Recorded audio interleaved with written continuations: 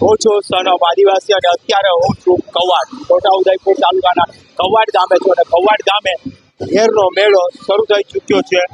મારી એક બાજુ મંત્રી શ્રી કુબેરભાઈ ડિંડોરજી પધારી રહ્યા છે અને એમની સાથે લોકો સેલ્ફી અને ઓળખાણ માટે પડાપડી કરી રહ્યા છે. અને બીજી બાજુ મારી એક્ઝેક્ટ સામેની બાજુ જે ઘેરનો મેળો શરૂ થઈ રહ્યો છે અને ઘેરના મેળામાં જે ઘેરિયાઓ પોતાની સંસ્કૃતિ રજૂ કરી રહ્યા છે, આદિવાસીઓની સંસ્કૃતિ હોય છે એ જે આપણી સાથે છે આદિવાસી સંસ્કૃતિ રજૂ કરતા. સાહેબ, તમારું નામ? કવિરાજ નારણભાઈ જ્યોતિભાઈ, ગામ ફતેપુરા તાલુકો. તમે અહીંયા શું પ્રસ્તુત કરવા માટે આવ્યા છો? અમારું નૃત્ય તલવારબાજી. તલવારબાજી. હા, તલવારબાજી. આદિવાસી સંસ્કૃતિ. આદિવાસી સંસ્કૃતિ. એના માટે હું એમ કહીશ કે આપણા આદિવાસી ભાઈઓને આ જે જૂની પદ્ધતિ હતી, જૂની જે ગયડાઓ કરી ગયા હતા, એને એક પ્રવૃત્તિ ચાલતી રહે અને આપણી આદિવાસી સંસ્કૃતિ જળવાઈ રહે, એના માટે સારું રહે.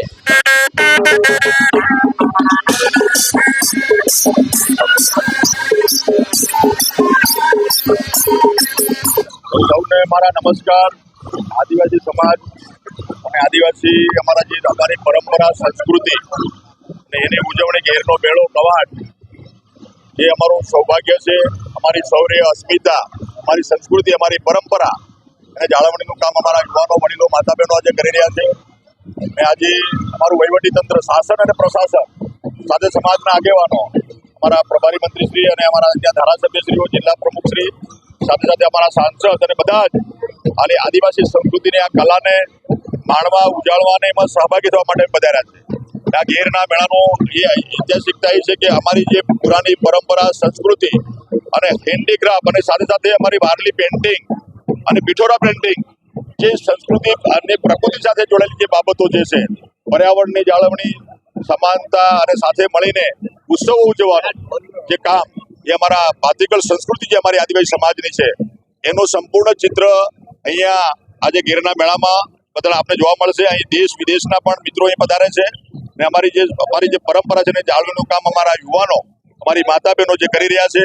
અમારું પંચમહાલ હોય, દાહોદ હોય, મહીસાગર હોય, અમારું છોટાઉદેપુર, નર્મદા, ભરૂચ, ઉમરગામથી અંબાજી સુધીમાં આજે હોળીનો જે તહેવાર આવે છે, હોળી ધૂળેટી, એમાં અમારા આદિવાસી સમાજના બાંધવો ભલે ગમે ત્યાં હોય, નોકરી કરતા હોય, ધંધા રોજગાર કરતા હોય કે મજૂરી કામે ગયા હોય, પણ જ્યારે તહેવાર આવે છે ત્યારે પોતાના માદરે વતન ગમે તે કરીને પોતાના બાંધરે વતન આવીને 11થી આ હોળીનો તહેવારની શરૂઆત થાય છે. આજે અને સીધી ધૂળેટી પછીના પણ 4-5 દિવસ સુધી રહેશે. ગામે ગામ લોકો ઘેરૈયાઓ પોતાના વાજિંત્રો સાથે, પોતાની ટીમ સાથે ગામે ગામનો એનું પરિભ્રમણ કરે છે, લોકોને સંસ્કૃતિથી વાકેફ કરે છે. અને સાથે સાથે આજે બધા જ આ છોટાઉદેપુર કવાંટની ધરતી પર બધા જ ઘેરૈયાઓ આજે મળીને આ ઘેરના મેળામાં અહીંયા આવીને પૂરા દિવસ દરમિયાન આજે આ ખેલકૂદ અને જે અમારી સંસ્કૃતિ છે એનું પ્રદર્શન આના ગ્રાઉન્ડમાં કરશે. અને હું તમામને મારા આદિવાસી સમાજના બાંધવોને સરકાર વતી ઢેર સારી શુભકામના પાઠવું છું. અમે આદિવાસી નૃત્યની મોજ માણી આપણી પરંપરામાંથી આવ્યા છે, અમારી સંસ્કૃતિ જે અમારા લોહીમાં છે અને અમે એમાંથી પસાર થયેલા છે. એટલે અમે આદિવાસી સંસ્કૃતિમાં અમારા જે ઢોલ, જે શરણાઈ કે વાંસળી કે જે પીહાઓ હોય છે, તલવારબાજી હોય કે શરણાઈ સૂરના, બધું જ અમે એમાંથી આવ્યા છે. અમારી આ ભાતીગળ સંસ્કૃતિનો જે વિરાસત છે એને અમારે બચાવવાની છે. નવા યુવાનો જે છે એમને પણ મારી વિનંતી છે કે આપણો પિઠોરા પેઇન્ટિંગ છે અને વારલી પેઇન્ટિંગ છે, એમાં આપણા પરેશ રાઠવા છે, એમને તો સન્માનની દેશના પ્રધાનમંત્રીએ આપણે એમને જ્ઞાનપીઠ એવોર્ડ મિત્રો આપ્યો છે, એમને સન્માન કર્યું છે. તો અમારી સંસ્કૃતિનું સન્માન છે, અમારી કલાનું સન્માન છે અને અમારી પરંપરાનું સન્માન છે, એ પણ દેશના પ્રધાનમંત્રીએ કર્યું છે. એમને પણ એમના વતી, સમાજ વતી એમનો પણ હું આભાર માનું છું. અને બધા જ યુવાનોને મારી વિનંતી છે કે આપણી આ ભાતીગળ સંસ્કૃતિ, અમારી પરંપરા છે, આપણી સંસ્કૃતિ, એને આપણે જીવંત રાખવા માટે આપણે બધાએ સહયોગી થવું જોઈએ, સહભાગી થવું જોઈએ. અને અમે પણ એમાં સહભાગી થયા. સુખરામ રાઠવા વિરોધ પક્ષના નેતા, પૂર્વ વિરોધ પક્ષના નેતાનો આક્ષેપ છે કે સરકાર ઘેરના મેળામાં જે રસ દાખવી રહી છે, તો સરકાર જે જાતિના દાખલા આદિવાસીઓના જે આવે છે એમાં કેમ રસ નથી દાખવી? આ બાબતે આપણો શું? નિયમો પ્રમાણે જે મળવાપાત્ર છે બધાને મળે જ છે.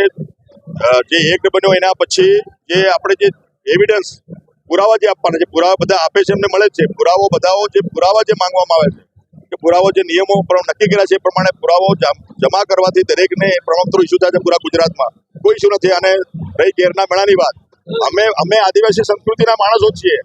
વિધાનસભામાં અમે ગયા છે, એ અમારી સિસ્ટમના ભાગરૂપે અલગ બાબત છે. પણ આ જે ઘેરનો મેળો છે અમારા સમાજનો છે, સંસ્કૃતિનો છે, પરંપરાનો છે. અમારી જે પૌરાણિક પરંપરા છે એને જીવંત રાખવા માટે એમાં અમે બધાને પ્રોત્સાહન આપવા માટે ઉત્સાહવર્ધન કરવા માટે આવતા હોય છે અને એ મેળાનો અમે ભાગ છીએ. અલગથી અમે એ રાજનીતિ એ અમારો કોઈ વિષય ના હોવો જોઈએ.